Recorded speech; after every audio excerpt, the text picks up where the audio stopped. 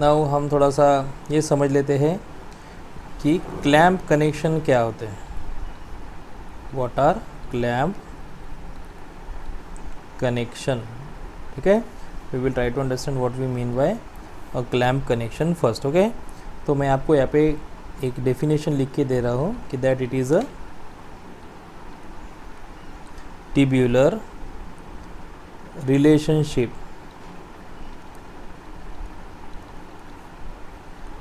between nearby cell.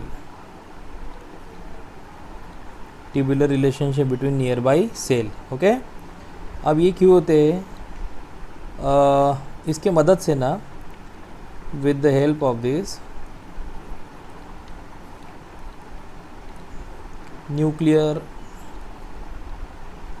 Nucleus sharing possible. मतलब दो cell अपना न्यूक्लियस शेयर कर सकते हैं इन क्लैम्प कनेक्शन नामक स्ट्रक्चर के द्वारा. ओके, ये याद रखना है आपने कि क्लैम्प कनेक्शन का इंपॉर्टेंस क्या है. ठीक है, simple, this much you have to understand. Let us then comes to the mycelium. अभी हम ये देखने जा रहे हैं कि जो सेक्सुअल रिप्रोडक्शन होता है, ठीक है, तो वो सेक्सुअल रिप्रोडक्शन इस प्रकार के एगरिकस, बायोस्पोरस वगैरह वगैरह जो फंगस है इन केस में किस प्रकार से होता है. So we will try to understand how the sexual reproduction, okay, how the sexual reproduction takes place. Okay, now अब जैसे आपको ये पता, एक और बात बता देता हूँ कि जो प्राइमरी माइसिलियम होता है, ओके, जो प्राइमरी माइसिलियम होता है ये शॉर्ट लीव होता है. कैसा होता है? शॉर्ट लीव, मतलब जल्दी मर जाता है. और सेकेंडरी माइसिलियम जो होता है, ये जो होता है वो लॉन्ग लीव होता है. तो आपने ये चीज़ याद रखनी है कि प्राइमरी माइसिलियम शॉर्ट लीव होता है, सेकेंडरी माइसिलियम लॉन्ग लीव होता है. अब मैं आपको ये समझाने जा रहा हूँ कि सेक्सुअल रिप्रोडक्शन एक्चुअली होता कैसे है. ठीक है, तो सबसे पहले आपने याद रखना है ये कि that you have such kind of mycelium. ठीक है, अब मैं यहाँ पे बता रहा हूँ कि that two mycelium come close to each other. Okay, दो माइसिलियम एक दूसरे के पास आते दिख रहा है अब इस स्टेज में आपको. Now what happens? Plasmogamy takes place. क्या होगा? Plasmogamy. What we mean by plasmogamy? Fusion of a plasma membrane. अब देखो, अगर प्लाज्मा मेम्ब्रेन अगर फ्यूज़ हो जाती है तो आपको क्या दिखेगा? व्हाट यू विल फाइंड कि that you get the two nucleus here. Okay, one nucleus here, one nucleus here. Okay, तो अभी फ़िलहाल के लिए क्या हुआ है? फ़िलहाल के हुआ है उसका प्लाज्मोगैमी.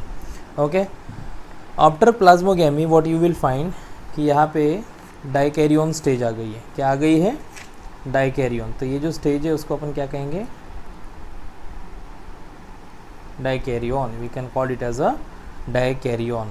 अब बनते हैं क्लैम्प कनेक्शन. अब आगे क्या बनते हैं? Clamp connection. अब क्लैम्प कनेक्शन किस प्रकार से बनते हैं, जो अभी मैंने डेफिनेशन बताया था उसको समझ लेते. ठीक है, अब मान के चलते हैं कि we have one cell here, another cell here, and here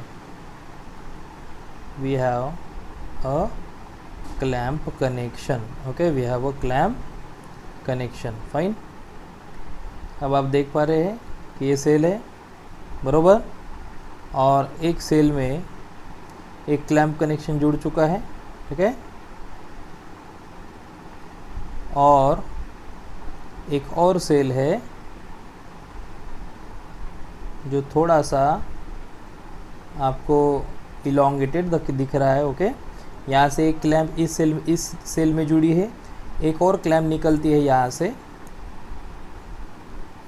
okay, यहाँ से और एक क्लैम्प निकलती है.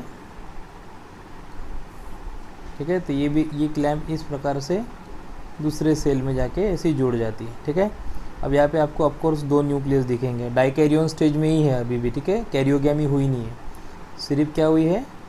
प्लाज्मोगैमी हुई है. ठीक है, अब आप देख पा रहे हैं कि यहाँ पे एक सेंट्रल सेल जो है उसमें दो न्यूक्लियस है. इसमें एक न्यूक्लियस है, इसमें एक न्यूक्लियस है, एक न्यूक्लियस, एक न्यूक्लियस, एक न्यूक्लियस.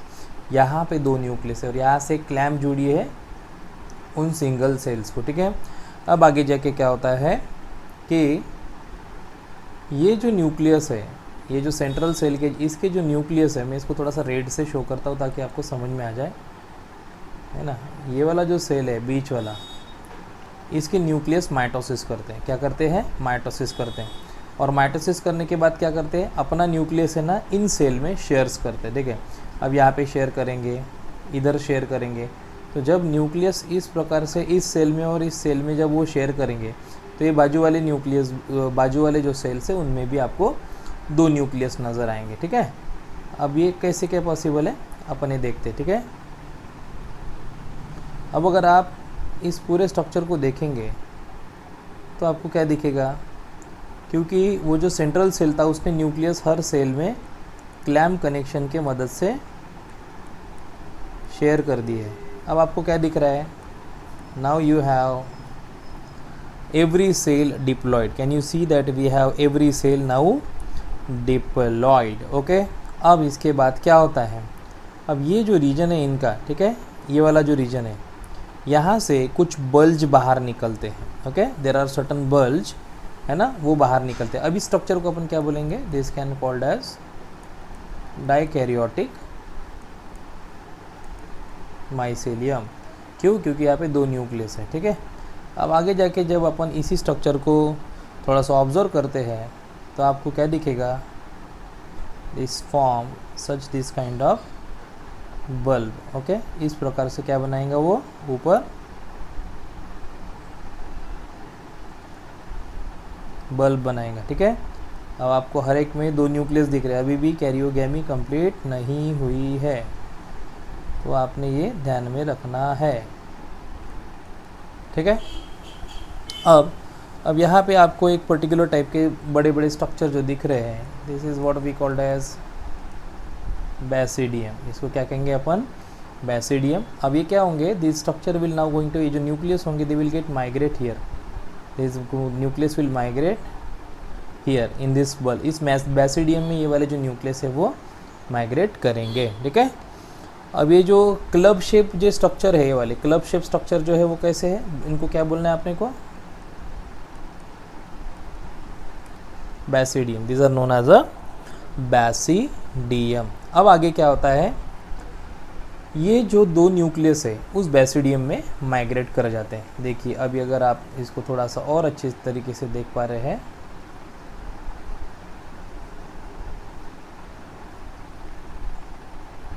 तो जो नीचे बॉटम में थे, now they moving into the basidium structure, okay okay. Now अभी ये डायग्राम जो दिख रही है आपको, यहाँ पे क्या दिख रहा था कि the basidium where don't have any nucleus. Now in this case we have a club shape structure with the nucleus, okay. अभी भी यहाँ पे कैरियोगैमी कंप्लीट नहीं हुई है। अब यहाँ पे होता है कैरियोगैमी। अब ये 2 न्यूक्लियस एक दूसरे के साथ फ्यूज़ होंगे, ठीक है। जब ये दोनों न्यूक्लियस एक दूसरे के साथ फ्यूज़ होंगे तो फिर से आपको जो नया स्ट्रक्चर मिलेगा that will be like this,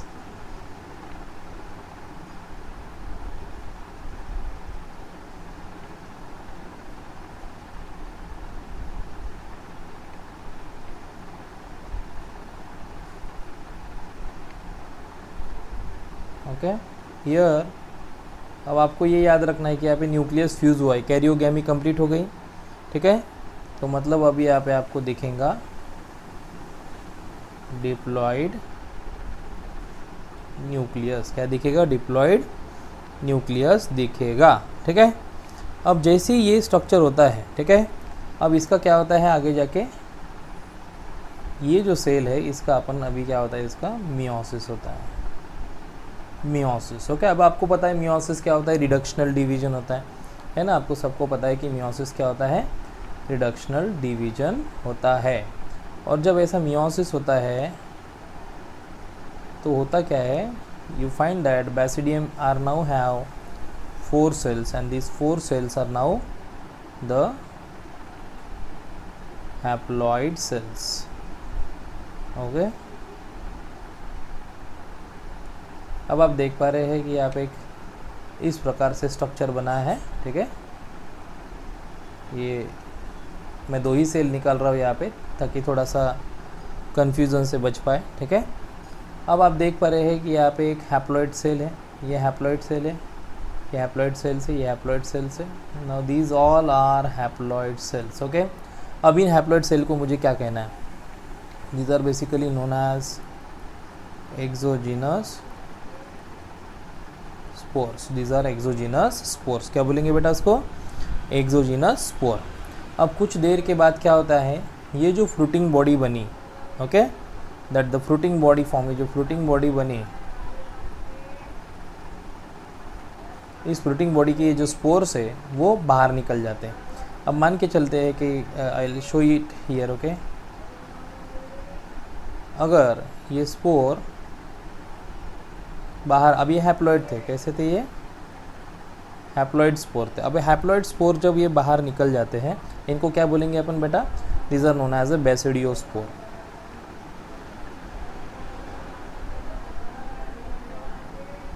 basidiospore क्या बोलेंगे, बेसिडियोस्पोर। और ये बेसिडियोस्पोर आगे जाके फिर से न्यू टाइप के प्राइमरी माइसीलियम आपको जर्मिनेट करके देंगे। So now we will also form the primary mycelium, okay. फिर से यहाँ पे क्या बन गया आपके प्राइमरी माइसीलियम, जो है क्या प्रकार के हैप्लॉइड स्ट्रक्चर होते हैं, ठीक है। इतना समझ में आया होगा आई होप आपको। तो शायद ये अगर नहीं समझ में आया तो आप मुझे एक बार फिर से इसके बारे में पूछ सकते हैं, ठीक है। तो मैं आपको ये थोड़ा सा और एक बार डिटेल में समझा देता हूँ कि मैंने यहाँ पे क्या क्या किया, ओके।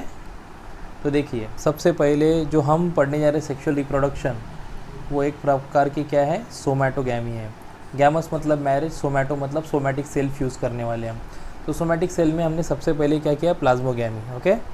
क्या किया हमने सबसे पहले, है ना, plasmogamy. So 2 cell come close to each other, okay. ये एक सेल और एक सेल, दोनों सेल एक दूसरे के करीब आते हैं तो इनका प्लाज्मा मेम्ब्रेन फ्यूज़ हो जाता है। प्लाज्मा मेम्ब्रेन फ्यूज़ होने के बाद प्लाज्मोगैमी हुआ। फिर प्लाज्मोगैमी होने के बाद 2 न्यूक्लियस आसपास आए बट वो फ्यूज़ नहीं हुए, ऐसे स्टेज को हमने डाइकैरियन कहा, ठीक है। अब होता क्या है, हर सेल जो होता है एक क्लब शेप बैसिडियम बना लेता है, ठीक है। और उसमें फिर एक आपको दिख पा रहा है कि ये वाले जो क्लब शेप जो क्लैम्प कनेक्शंस है वो डेवलप हो जाते हैं, ठीक है। फिर क्या होता है, ये जो सेंट्रल सेल है वो हर एक सेल को न्यूक्लियस अपना शेयर कर देता है। उसके बाद आप क्या देख पा रहे हैं, primary mycelium now converted into secondary mycelium with each cell having a 2 nucleus, okay. अब आगे क्या होता है, ये जो सेकेंडरी माइसीलियम होता है वो आगे जाके इस प्रकार से बल्जेस बना लेता है। This kind of bulges are basically known as basidium. क्या बोला इसको अपन ने, बैसिडियम बोला। ये बैसिडियम में आगे जाके क्या होता है, ये जो सेल के न्यूक्लियस है वो वहाँ पे माइग्रेट करते हैं, पर फिर भी न्यूक्लियस फ्यूज़ नहीं होते। आप देख पा रहे हैं यहाँ पे भी वो उसी स्टेज में, डाइकैरियन स्टेज में। आगे जाके ये 2 न्यूक्लियस फ्यूज़ हो जाते हैं, मतलब हो गया आपकी कैरियोगैमी। कैरियोगैमी के बाद आपको ये जो सेल दिख रहे हैं वो कैसे हैं, डिप्लॉयड सेल है। These are basically known as diploid cell. Once diploid cell form, these undergo meiosis to generate 4 different cell, and these 4 different cells are form of a fruiting body, and these spores are haploid, okay. And these spores once form, these are exogenous spore because they are basically present in outer sides, okay, peripheral range में है इसीलिए exogenous spore.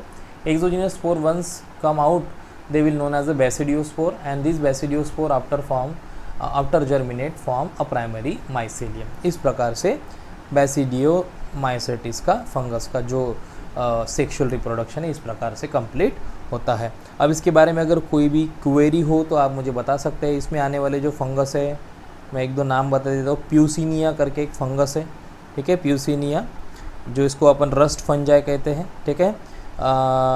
इसके अलावा यूस्टिगो, इसको smut fungi कहते हैं, okay. और ये जो है उसको अपन रस्ट फंजाई जनरली वीट में पाया जाता है, ओके। और ये होता है ओस्टियोगो, ठीक है, जिसको अपन स्मट फंजाई कहते हैं, ठीक है। ठीक है, तो अभी यहाँ पे अपन ख़त्म करते हैं, और कुछ अगर क्वेरी होंगी तो आप मुझे व्हाट्सएप पे उसको सेंड कर देना है।